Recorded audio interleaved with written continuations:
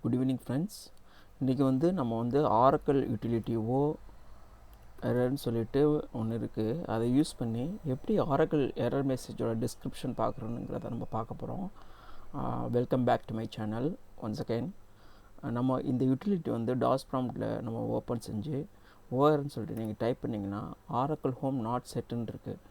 இப்போது என்னோடய Oracle home not செட்டுன்றதுனால ஆரக்கிள் ஹோம் செட் ஆகிருக்கா அப்படின்னு சொல்லிட்டு ஃபஸ்ட்டு நான் பார்க்கணும், ஓகேங்களா? அது சொல்லிட்டு ஸோ அப்போ அது வந்து லாங்காக போகுது.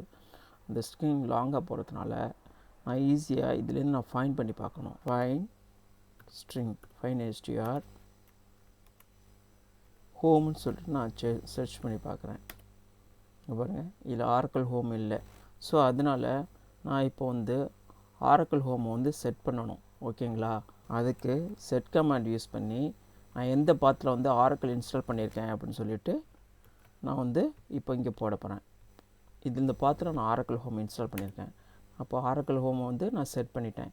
இப்போ போயிட்டு நம்ம அந்த ஃபைன் கமாண்டை ரன் பண்ணால் ஆரக்கிள் ஹோம் வந்து வந்துடுச்சு. OERR அந்த கமாண்டை ரன் பண்ணி பார்த்தா அந்த கமாண்டு அந்த எரர் கோடு கொடுத்தோம்னு வச்சுங்க, அதுக்குள்ளே எரர் டிஸ்கிரிப்ஷன் நமக்கு வரும், ஓகேங்களா? இது OER, இது வந்து யூட்டிலிட்டி, இது ஆரா, இது வந்து எரர் கோட், ஓகேங்களா?